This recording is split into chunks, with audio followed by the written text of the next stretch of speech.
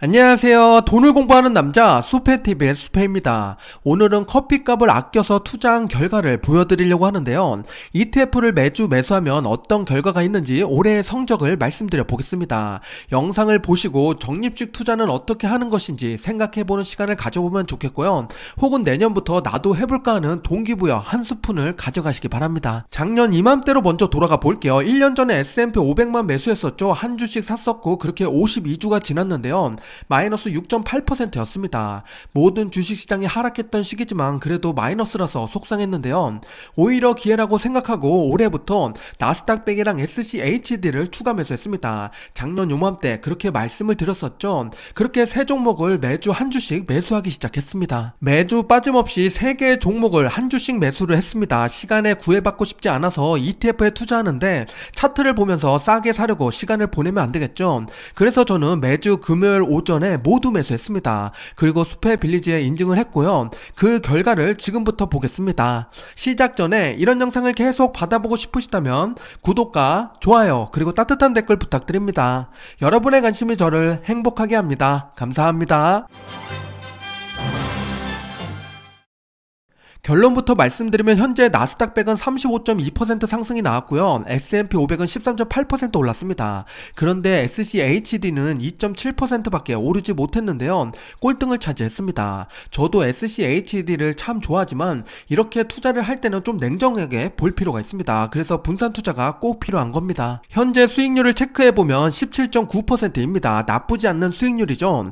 올해 성장주 투자하면서 이보다 더 높은 수익을 내신 분들도 많을 겁니다. 그럼 여기서 잠깐 시간을 가지고서 한번 비교해 볼게요. 수페 챌린지로 1년간 투자하는데 들어간 시간을 측정해 봤습니다. 일주일에 딱 5분이면 되더라고요. 그렇게 52주를 투자했더니 수페 챌린지로 사용한 시간은 4시간 30분이었습니다. 그럼 성장주 투자하는 사람들은 어떨까요? 매일 1시간씩 주식창을 바라본다고 가정해 보겠습니다. 그랬더니 1년 동안 260시간이 필요했었는데요. 이 시간을 8시간 업무 시간으로 환산해 보면 한 달 반 정도의 업무 강도입니다. 상당히 큰 시간이죠. 이를 조금 더 와닿을 수 있도록 숫자로 비교해 볼게요. 수페 챌린지는 17.9%의 수익률을 4시간 30분으로 나누면 1시간에 4.2% 수익률입니다. 그런데 성장주 투자는 올해 100% 수익이 발생했다 하더라도 260시간을 나누면 0.4%밖에 되지가 않습니다. 10배나 차이가 나는 거죠. 높은 수익률도 중요하지만 내 시간을 얼마나 들여서 투자하고 있는지 가성비만큼 시성비를 꼭 생각해 보시기 바랍니다. 우리에게 가장 중요한 것은 내 시간이니까요. 지금 투자하고 있는 S&P 500, 나스닥 100, SCHD 모두 국내에 상장된 ETF를 진행하고 있죠.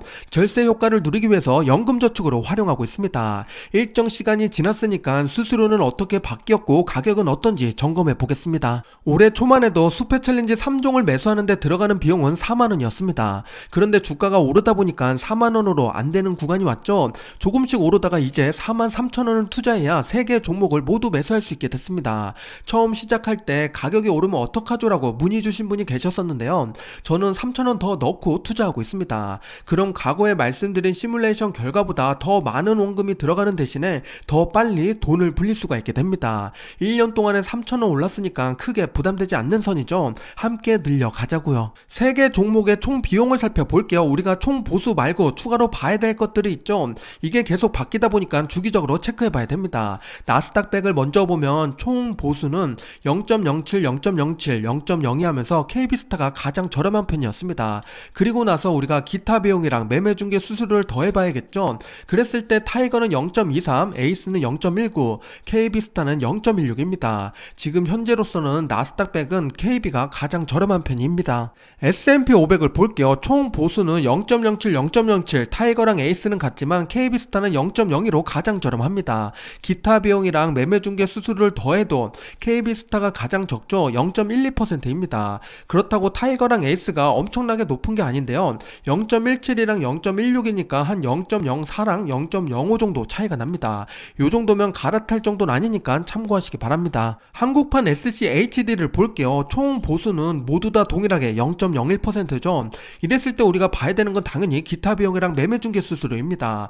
이걸 다 더해봤더니 타이거는 0.1%고 에이스는 0.23, 솔은 0.27%입니다. 꾸준히 비교를 하고 있지만 꾸준히 또 타이거가 가장 저렴한 편입니다. 가장 크게 상장을 해서 그런지 대규모로 들어온 만큼 보수도 저렴하게 가져가고 있습니다. 지금 총 비용을 보고 갈아탈까 고민하시는 분들도 계실 것 같은데요. 주의할 점을 알려드려 볼게요. 차트를 보면 하루 동안 변동폭이 상당히 크죠. 오늘 매매를 마친다고 하더라도 하루 동안 0.5% 변동성이 있습니다.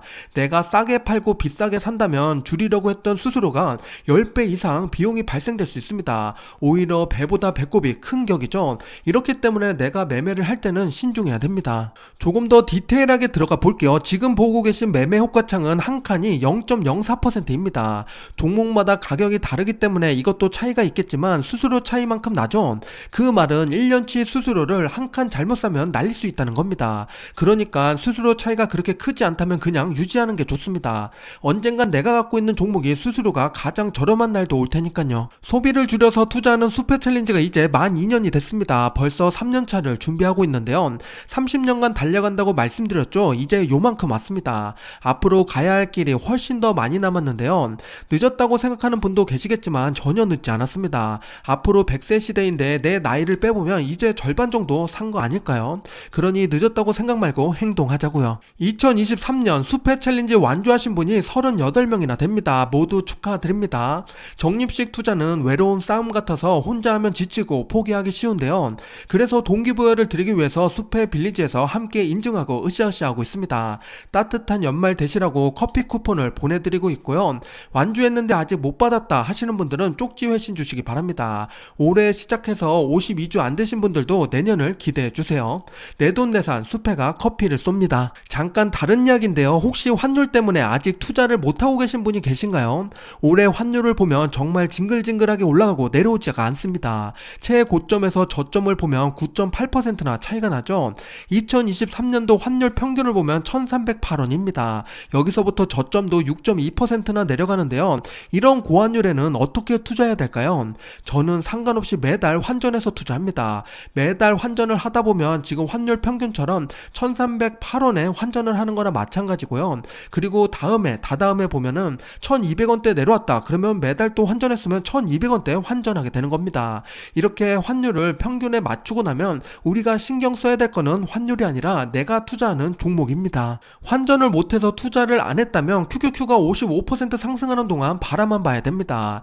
S&P 500도 마찬가지고요. SCHD에는 내가 투자했는데 라고 생각하시면 절대로 안 됩니다. 이것 또한 자산 배분이 중요한 포인트로 오는 거죠. 그래서 환전은 매달 하면서 평균에 수렴해야 되고 자산 배분을 통해서 전체적으로 우상향을 만드는 그림을 가져가야 됩니다. 2024년도에 수페 챌린지에 한 종목을 더 추가하려고 합니다. 어떤 종목이 좋을까요? 제가 고민하고 있는 3가지 종목이 있는데요. 이걸 보여드릴 테니까 우리 구독자분들은 나라면 어디에 투자하겠다라는 댓글을 남겨주시기 바랍니다. 그걸 수렴해서 저도 고민해 볼게요. 첫 번째는 인도 투자입니다. 올해 국내 버전 ETF가 2개나 생겨났죠. 지난번에 한번 언급드렸었는데요. 그 중에서 타이거 인도 니프티 50을 가지고 왔습니다. 자산 규모가 꽤 크죠. 2160억 원이고요. 총 보수가 0.59라서 조금 아쉽다고 생각할 수 있지만 미국에 상장된 INDA를 투자해도 총 비용이 0.64%나 됩니다. 그것과 비교하면 상대적으로 더 저렴한 거고요. 투자 기업수는 당연히 50개고 지금 보면 HDFC 뱅크, 릴라이언스, ICIC 뱅크, 인포시스 등 인도에서 각광받는 기업들이 모두 다 포진되어 있습니다. 주간 브리핑에서 보여드리는 글로벌 맵을 보면은 오른쪽 아래 부분이 인도입니다. 앞에서 말씀드린 HDFC 뱅크랑 ICIC 뱅크 그리고 인포시스가 여기에 포함이 되는데요. 규모를 보면 알 수 있듯이 작지가 않죠. 인도의 GDP가 올라가면 올라갈수록 이 기업의 몸집들도 계속 커질 겁니다. 세계 1위 인구랑 천정층이 두껍다는 게 가장 큰 무기인데요. 앞으로 미래가 밝은 인도 투자입니다. 두 번째는 한국 배당 투자입니다. 대표적인 고배당 ETF로 아리랑 고배당주를 가지고 왔고요. 요즘 국내 배당 기업들 주주 친화적인 모습들을 보여주고 있습니다. 이제 분기 배당하는 기업들도 꽤 많이 늘어났죠. 주주화하는 정책을 조금 더 적극적으로 펼친다면 앞으로 더 기대되는 기업들입니다. 아리랑 고배당주가 품고 있는 기업들을 살펴보면요. 우리가 알고 있는 5대 금융주랑 SK텔레콤, 삼성카드 등 든든한 기업들이 포진되어 있습니다. 그럼 과거에 배당을 잘 줬을까요? 바로 뒤에서 살펴볼게요. 2012년도에 상장한 이 ETF는 13년도부터 배당 내역을 체크해 봤는데요. 꾸준히 우상향을 그리는 걸 알 수가 있죠. 그런데 아쉬운 것은 배당 삭감이 2번이나 있었습니다. 2020년도 보면 코로나 때 배당 삭감이 있었죠. 이런 식으로 중간에 좀 위기가 왔을 때는 삭감할 가능성도 있는 게 이 ETF입니다. 그래도 꾸준히 우상향을 그리고 있으니까 장기적인 관점으로는 좋게 볼 수가 있겠죠. 2023년도에 배당금이 730원이니까 현재 주가로 나눠보면 배당률이 5.8%입니다. 미래가 밝은 국내 배당주입니다. 마지막 세 번째는 미국 채권 투자입니다. 미국 장기채 TLT를 가져온 에이스 미국 30년 국채 액티브 ETF인데요. 올해 3월에 상장했는데 그 뒤로 꽤 많이 빠졌었죠. 아직 상장가까지는 오지 않았는데 그래도 많이 회복한 상태입니다. 그만큼 최근에 채권 반등이 시원하게 보여줬다는 건데요. 기준금리 인하를 미리 반영한 듯이 주가가 오르고 있습니다. 이미 올랐지만 기준금리가 내년에 3번 이상 진행된다면 추가 상승 여력도 충분히 남아있는 상태입니다. 하지만 2번 정도 하고 흐지부지 한다면 조금 위험할 수 있겠죠.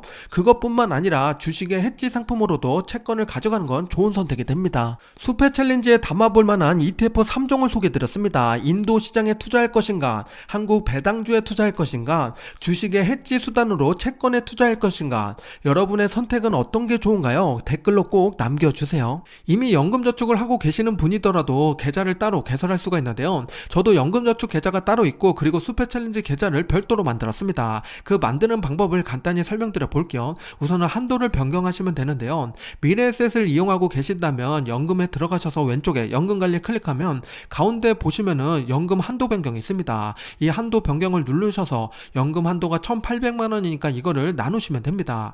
혹은 내가 삼성증권을 이용하고 있다 하시는 분들은 연금 절세에 들어가시면 왼쪽에 연금이 있습니다. 마이 연금에 들어가시면 여기도 동일하게 납입 한도를 조회하고 변경하는 란이 있습니다. 이 두 개 증권사 빼고도 다른 증권사도 이런 식으로 찾을 수가 있고요. 이렇게 한도 변경을 해서 실제 내가 원하는 한도로 변경해서 계좌를 따로 만드시면 됩니다. 우리 주식 계좌 만들듯이 그냥 편하게 만들 수가 있으니까 여러 개 운영하셔도 상관이 없습니다. 요즘 신박한 ETF가 꽤 많이 등장하고 있죠. 종목을 추천드리긴 어렵지만 어떤 ETF가 있는지 알아두시면 좋을 것 같아서 가지고 왔습니다. 당연히 국내 상장된 미국에 투자하는 ETF고요. 배당과 성장 두 가지로 나눠서 보겠습니다. 배당 측면에서 먼저 볼게요. 제가 좋아하는 배당 기족주에 투자하는 ETF입니다. 타이거 미국 S&P 500 배당 기족주인데요.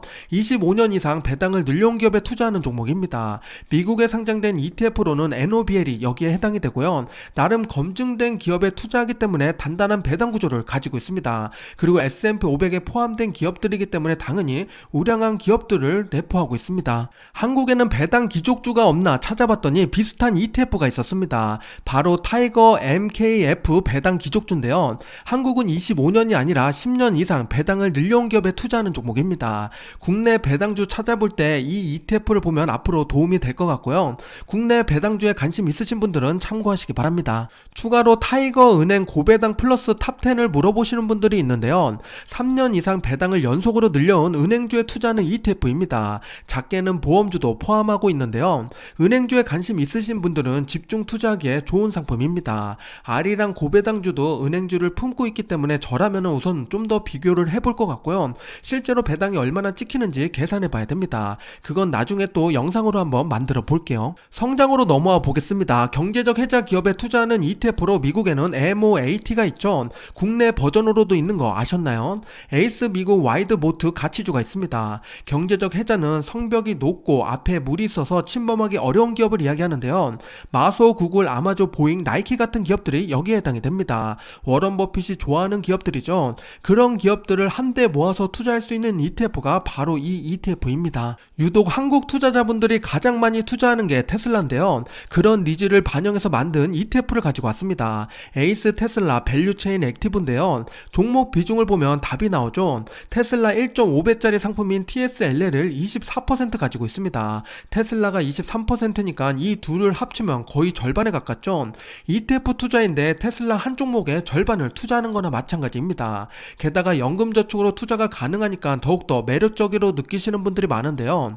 앞으로 테슬라가 자율주행을 비롯해서 로봇 분야까지 섭렵해 나갈 거다라고 생각하시는 분들은 괜찮은 상품이 될 겁니다. 로봇 이야기가 나왔는데 빠지면 섭섭한 ETF가 있죠. 미국 상장된 ETF로 BOTZ가 있고 한국에는 타이거 글로벌 AI 로보틱스가 있습니다. 올해 8월에 상장을 했고요. 로봇 분야가 앞으로 성장할 건 알겠는데 딱히 기업 기업을 찾기가 어렵죠. 그 이유는 미국도 있지만 일본의 막강한 기업들이 포진되어 있기 때문입니다. 키엔스나 화낙 같은 기업들인데요. 국가 차원을 넘어서 글로벌하게 AI랑 로봇 분야에 투자하고 싶다면 BOTZ 혹은 타이거 글로벌 AI 로보틱스도 생각해 보시는 게 좋습니다. 그리고 오른쪽에 보면 제가 정보 중에 총 비용을 0.66%라고 표시했는데요. 이거는 총 보수 플러스 기타 비용이랑 다 합친 비용입니다. 금융투자협회에서 12월 기준으로 챙겨놓은 모습이니까 이게 바뀔 수 있다는 점 참고하시기 바랍니다. 마지막으로 재밌는 ETF가 있어서 하나 가지고 왔는데요. 종목명이 에이스 미국 주식 베스트셀러입니다. 베스트셀러라는 말에 혹해서 어떤 구조인가 찾아봤는데요. 그랬더니 정말 그때그때 트렌디한 종목을 담는 ETF입니다. 최근 3개월간 많이 매수한 주식을 뽑는 형태고요. 추가로 많이 보유하고 있는 종목을 함께 소팅하고 있습니다. 그렇다면 베스트셀러랑 스테디셀러가 함께 포함된 거 아닐까요? 12월 27일 기준으로 테슬라, 애플, 엔비디아, 마소, 구글 순이었습니다. 매달 리밸런싱 된다고 하니까 트렌디한 투자를 생각하시는 분이라면 참고하시기 바랍니다. 지금까지 추가로 보면 좋은 ETF 7종을 소개드렸습니다. 실은 이거 말고도 더 다양하고 재밌는 ETF들이 많은데요. 투자를 하자니 뭔가 아쉽고 그렇다고 그냥 넘기자니 아깝고 그렇습니다. ETF 상장되는 구조만 봐도 투자에 큰 도움이 되는데요. 앞으로 기회가 되면 더 다양한 ETF도 소개드려 볼게요. 수페 챌린지를 참여하고 싶은 분들을 위해서 간단히 소개드려 볼게요. 수페 빌리지에 오면 왼쪽에 수페 챌린지라고 있고요. 여기 들어와서 보시면은 어떻게 인증하는구나 라고 생각해 볼 수가 있습니다. 이번 주에도 많은 분들이 인증을 해주셨죠. 그 중에 하나 들어가 보면 이렇게 계좌를 직접 캡처해서 올려주시는 분도 있고요. 혹은 나한테 문자 온 문자 메시지 혹은 카카오톡 메시지를 캡처해서 올려주시기도 합니다. 1주차 올리신 분 거를 보면요. 하나 들어가서 보면 이렇게 이분도 계좌를 올려주셨습니다. 이러고 난 다음에 밑에 댓글을 보면 함께 열심히 하자고 화이팅 하죠. 이런 식으로 하면은 우리는 1주차, 2주차, 10주차, 50주차 이렇게 계속 할 수 있게 되는 겁니다. 제가 일주일에 한 번씩 이렇게 업로드 해드리고요. 누가 이번 주에 했고 안 했고로 이거를 출석 체크하듯이 하고 있습니다. 그러면 조금 더 동기부여 할 수 있겠죠? 참고하시기 바랍니다. 잠깐 112 프로젝트 광고합니다. 한 달에 책 한 권씩 1년에 12권 읽는 프로젝트고요. 2023년에 투자서부터 경제 경영과 자기 개발 도서를 읽었습니다. 이렇게 놓고 보니까 뿌듯하네요.